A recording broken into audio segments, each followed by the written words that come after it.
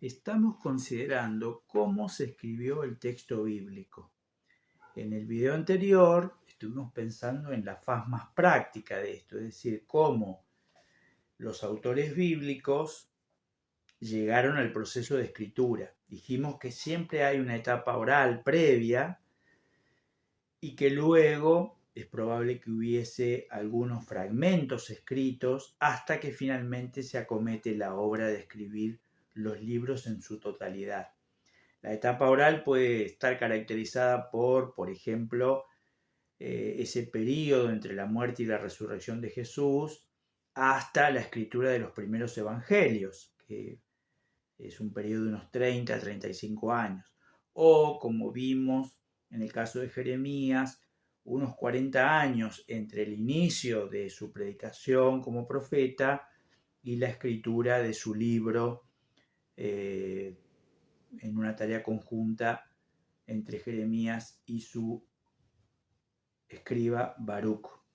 También puede ser la recopilación de fragmentos en torno a un personaje bíblico.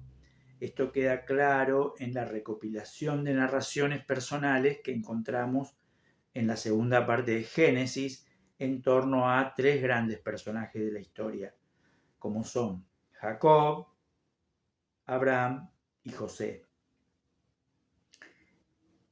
Sin duda, en algún momento, un autor es inspirado por Dios para la elaboración de los libros que hoy consideramos inspirados.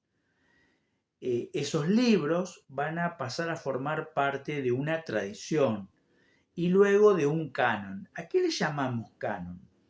Canon es un cuerpo de escritos que recibe autoridad espiritual y teológica y ética por parte de una comunidad de fe. Es decir, la palabra se vuelve palabra de Dios, palabra inspirada, cuando hay una comunidad de fe que la recibe, la recepta y la acepta como palabra divina. Esto probablemente comenzó este proceso con la ley, con la Torá, la primera gran sección del Antiguo Testamento en ser reconocida como palabra autoritativa por el pueblo de Israel. Si vamos al tiempo del Éxodo, cuando Dios liberó a Israel de Egipto y le reveló la ley, los 10 mandamientos y toda la ley mosaica, sin duda este fue el primer núcleo de escritos alrededor del cual se va a constituir la Biblia. De hecho, no solo en un sentido temporal, sino también en un sentido teológico, espiritual, porque todo lo que después va a ser escrito y revelado va a tener su núcleo y su inspiración en esas primeras palabras, ¿no? Como si fuera el eje de todas las escrituras. Y podríamos pensar que a partir del Éxodo comenzó la redacción de estos grandes libros que son los primeros 5 libros de la Biblia, que la tradición judía llama Torá y nosotros Pentateuco. El Génesis, el Éxodo, Números, Levítico y el Deuteronomio. Muy probablemente los libros que cuentan el Éxodo y la recepción de la ley sean los primeros. Deuteronomio, Éxodo, Números, luego probablemente Génesis y Levítico, como una reflexión desde el Éxodo de la práctica cúltica y ceremonial en el caso de Levítico, ya una vez que el pueblo tiene esas prácticas, y la historia previa al Éxodo, la recuperación de la historia de los patriarcas, cuando ya el pueblo tiene una identidad como tal. Uno podría decir que para la época monárquica ya esta sección de la Biblia está bastante armada, ¿no es cierto? Y ya el pueblo tiene una ley. Por eso, por ejemplo, el rey Josías, cuando está haciendo su gran reforma, según nos cuenta el libro de Reyes, encuentra en el templo el libro de la ley. Y allí debemos interpretar que encontró probablemente el libro de Deuteronomio con toda seguridad por el tipo de reformas que inició y probablemente algún otro libro de lo que hoy forma parte del Pentateuco. Durante la época monárquica, Es una época muy rica para la producción de textos, así que es muy probable que allí comenzase la escritura de lo que llamamos libros sapienciales, como el libro de Proverbios. De hecho, el libro de Proverbios, que es una colección de libros de Proverbios, de colecciones, es una colección de colecciones, nos cuenta el mismo libro que varias de esas colecciones, dos de ellas fueron ordenadas por el rey Salomón, una por el rey Ezequías, la corte, la posibilidad de tener escribas, la posibilidad de tener personas rentadas para esa tarea, sin duda motorizó la escritura de texto, ¿no es cierto? Y en ese momento también seguramente se inició la redacción de ese largo relato histórico que va de la toma de la tierra hasta el exilio en Babilonia, que es contado por Josué, Jueces, Samuel y Reyes. Y luego, sobre todo en la época del exilio, en la época del exilio babilónico, nos vamos a encontrar con la recopilación de los libros proféticos. ¿Por qué digo en la época del exilio babilónico?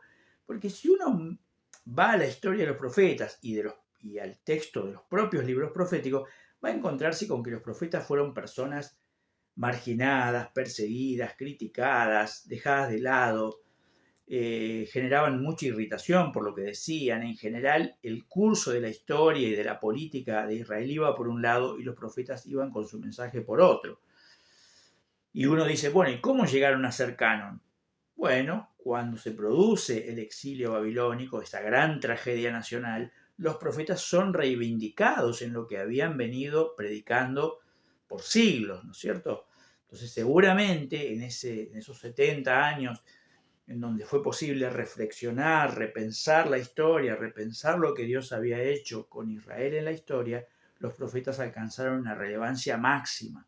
Por eso en la tradición judía son la segunda gran sección de las escrituras, ¿no? Primero tenemos la Torá o el Pentateuco y luego los profetas, que para la tradición judía forman parte tanto Josué, Jueces, Samuel y Reyes, como lo que nosotros llamamos en la tradición cristiana los profetas, Isaías, Miqueas, Sofonías, Nahum, etc. Luego tenemos una tercera sección para la tradición judía, que son los escritos, los ketubim. Los profetas son los neviim.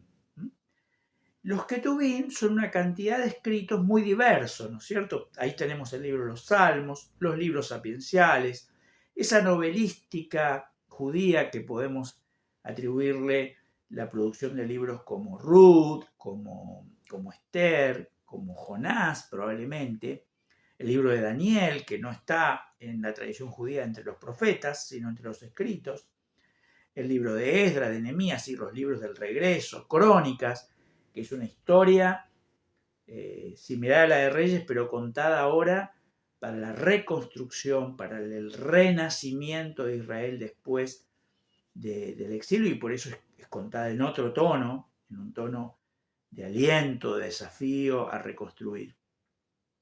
Ese cuerpo es el último gran cuerpo de escritos de la Biblia hebrea, es el cuerpo de los escritos.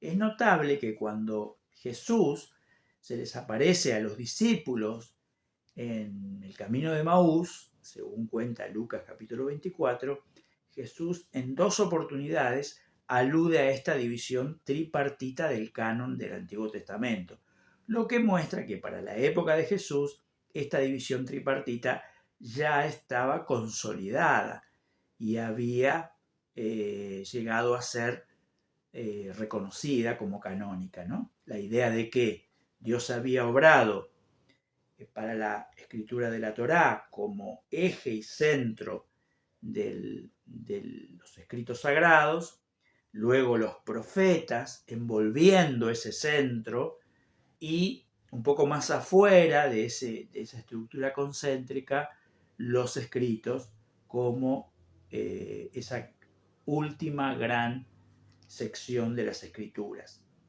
Nunca fue intención de la tradición judía cerrar el canon, ¿no es cierto? decir, convertir al canon en una estructura cerrada. Si bien las secciones habían quedado cerradas, ¿no? Ya no se agregaban libros a la Torá, ya no se agregaban libros a los profetas, pero sí era posible agregar libros a los Ketubim, a los escritos. Sin embargo, este proceso se cerró para la tradición judía alrededor del año 100 después de Cristo, en parte debido a el surgimiento del cristianismo y los escritos de los apóstoles, que eran también judíos, para diferenciar la escritura judía de esta nueva escritura que podía ser considerada escritura judía, y también lo otro que provocó el cierre del canon del Antiguo Testamento fue la destrucción de Jerusalén en el año 70 y la diáspora.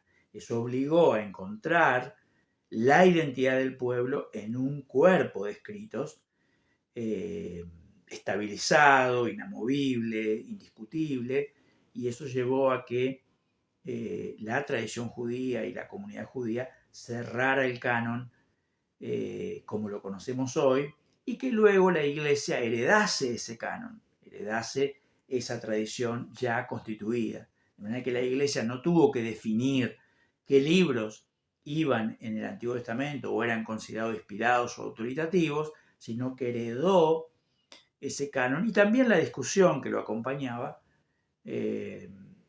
como tal. En el próximo video estaremos pensando en este mismo proceso, pero pensado para el Nuevo Testamento, que claramente tiene otras características.